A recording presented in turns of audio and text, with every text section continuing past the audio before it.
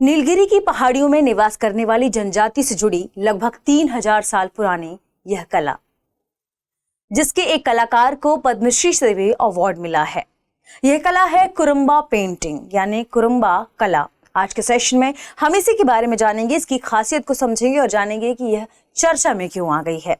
आगे बढ़ने से पहले आपके लिए एक महत्वपूर्ण सूचना है। अगर आप घर बैठे यूपीएससी की प्रिपरेशन करना चाहते हैं आसान तरीके से, तो दृष्टि आईएएस लेकर आया है एक बहुत ही शानदार कोर्स जिसका नाम है studio GS foundation live online course. इस कोर्स की सबसे खास बात है कि इसमें यूपीएससी के लिए जरूरी जनरल स्टडीज के सारे विषय, 2 साल की करंट अफेयर्स की क्लासेस का एक्सेस, दृष्टि की मैगजीन, प्रिंटेड बुकलेट्स और बेस्ट फैकल्टी, ये सब कुछ मिल रहा है बहुत ही कम कीमत पर। ध्यान रखिएगा, ये कोर्स आपको 34,999 रुपए में मिल जाएगा। अगर आप ये फीस भी एक बार में नहीं दे पा रहे तो इसमें भी ईएमआई की सुविधा उपलब्ध है। और अगर आपको इस फीस पे भी डिस्काउंट चाहिए तो कूपन कोड इस्तेमाल करें गीत कूपन कोड के इस्तेमाल करने से आपको ये कोर्स और ज्यादा कम कीमत पर मिल जाएगा। कहां से खरीद सकते हैं? डिस्क्रिप्शन में लिंक दी गई है, उस लिंक को आप जैसे ही क्लिक करेंगे आप डायरेक्ट पहुंच जाएंगे दृष्टि लर्निंग ऐप के स्टूडियो जीएस फाउंडेशन कोर्स में। आप डायरेक्ट दृष्टि लर्निंग ऐप डाउनलोड करके भी इस कोर्स को खरीद सकते हैं। ये कोर्स आपको हिंदी, इंग्लिश और इंग्लिश में मिलेगा। इंग्लिश मींस क्लास होगी हिंदी इंग्लिश मिक्स में और नोट्स मिलेंगे इंग्लिश में। तो फिर देर किस बात की, यूपीएससी की तैयारी घर बैठे आसान तरीके से ऑनलाइन माध्यम में सारी सुविधाओं के साथ शुरू कर दीजिए। ध्यान रखिएगा, दृष्टि लर्निंग ऐप डाउनलोड कर लें या फिर आप जो डिस्क्रिप्शन है वहां चले जाएं, पूरी डिटेल से आपको जानकारी मिलेगी। कोई और जानकारी चाहिए 8750187501 पर कॉल कर लीजिए, हमारी टीम आपको पूरी जानकारी देगी। इसकी खास बात क्या है, यानी इस कोर्स को अगर आप लेते हैं तो आपको और क्या मिलेगा। मान लीजिए आपने इस कोर्स में एडमिशन लिया, फिर आपका मन हो कि आप दृष्टि के किसी ऑफलाइन सेंटर में जाकर क्लास करें। आप दृष्टि के किसी भी ऑफलाइन सेंटर में जाकर क्लास करेंगे, वहां की फीस में आपकी ये पूरी फीस एडजस्ट हो जाएगी। इसका मतलब ये कोर्स आपको मिल रहा है बिल्कुल फ्री। तो इस मौके का फायदा उठाइए। आगे बढ़ते हैं और जानते हैं कुरुम्बा पेंटिंग्स के बारे में कि यह कहां से संबंधित है, इतनी खास क्यों है और यह चर्चा में क्यों आ गई है। कुरुम्बा के एक पेंटर हैं कितना, आप कह सकते हैं उनका पेन नेम है कितना, ठीक है। इन्हें पद्मश्री से भी अवार्ड मिल चुका है।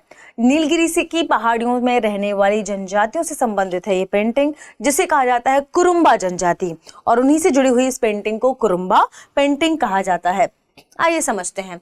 कुरुम्बा कला तमिलनाडु के नीलगिरी पहाड़ों की एक प्राचीन जनजातीय पेंटिंग शैली है। तो नोट कर लीजिएगा, यह क्या है, एक जनजातीय पेंटिंग शैली है। यह लगभग 3000 साल पुरानी कला मानी जाती है और इसमें जनजातीय जीवन, जंगल, जानवर, पूजा पाठ और शहद इकट्ठा करने के दृश्य बनाए जाते हैं। यानी जो वहाँ की नेचुरल चीजें हैं, वो कैसे वहाँ पर जीवन जीते हैं, उनकी जीवन शैली क्या है, इन सभी चीजों को पेंटिंग में उकारा जाता था। वो उनकी उस समय उनके ये केव्स में की जाती थी, वॉल पे की जाती थी, यानी गुफाओं जो दीवार होती हैं और या चट्टान, उनमें ये पेंटिंग्स करी जाती थी। फिर धीरे धीरे इसे और आधुनिक बनाने के लिए और जनजातियों की अन्य पीढ़ी दर पीढ़ी इसका ट्रांसफर हो सके, इसके लिए इसे कैनवास पे भी किया जाने लगा। ये कला खत्म क्यों हो रही है, ये बहुत इंपॉर्टेंट है और इसी वजह से यह पूरी न्यूज़ चर्चा में आई है। पहले यह कला पीढ़ी दर पीढ़ी सिखाई जाती थी, लेकिन अब युवा पीढ़ी की रुचि कम हो गई है क्योंकि वो रोजगार के लिए बाहर जाने लगे हैं और उन्हें रोजगार और कमाई की चिंता अब ज्यादा हो गई है। इसी वजह से यह जो पारंपरिक कला है या पारंपरिक कला कि आप कह सकते हैं पीढ़ी दर पीढ़ी आने का जो समय है, अब ये लगभग खत्म होने जैसा है। यानी यह पारंपरिक कला धीरे धीरे लुप्त होने के कगार पर पहुंच गई है। इस कला की खास विशेषताएं क्या हैं, खासियत क्या है कुरुम्बा पेंटिंग्स की?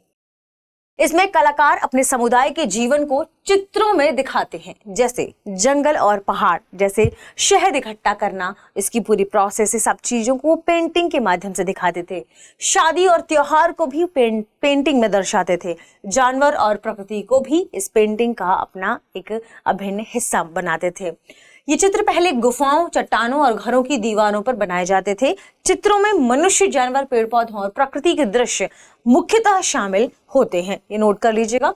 बात करें कि इसके रंग कैसे बनाए जाते थे, मैक्सिमम इसके रंग उस समय बिल्कुल नेचुरल होते थे।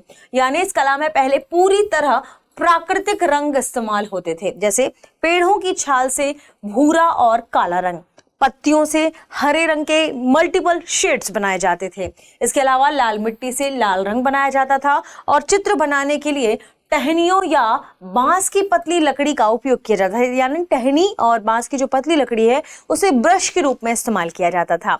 ध्यान रखिएगा, यही है इसकी सबसे खास विशेषता, यानी इसका बिल्कुल प्राकृतिक होना। अगर आपको ये सेशन पसंद आया हो तो चैनल को सब्सक्राइब जरूर कर लें। आपके लिए एक और प्रश्न ये है कि जो नीलगिरी की पहाड़ियां हैं वो तमिलनाडु के किस रीजन में है। ये भी बताइएगा कि उसके अलावा ये कहाँ तक विस्तारित हैं और इसमें कौन से महत्वपूर्ण जो आप कहेंगे वन्यजीव अभ्यारण्य के रूप में आसपास कनेक्टेड है। आगे बढ़ते हैं और देखते हैं हमारे प्रश्न को। प्रश्न है, कुरुम्बा कला किस राज्य की पारंपरिक आदिवासी कला है। Option A Kerala, option B Karnataka, option C Tamil Nadu, option D Andhra Pradesh. इस प्रश्न का सही जवाब कमेंट सेक्शन में देना ना भूलें और आपसे जो मैंने प्रश्न पूछा है उसे मैप पर जरूर देखें। जब आप नीलगिरी की पहाड़ियों को, तमिलनाडु रीजन को मैप पर देखेंगे तो आपको एक अच्छा खाका, एक अच्छा दृश्य मिलेगा जो आपको यूपीएससी की प्रिपरेशन में अगर कोई प्रश्न पूछा जाता है उस रीजन से, तो आप उस रीजन को आसानी से, जब आपको याद रहेगा इमेज के रूप में, तो आप आसानी से प्रश्नों को डील कर पाएंगे। शुक्रिया। अब एग्जाम की तैयारी को और बेहतर करने के लिए हमारे चैनल को लाइक, शेयर और सब्सक्राइब करना ना भूलें।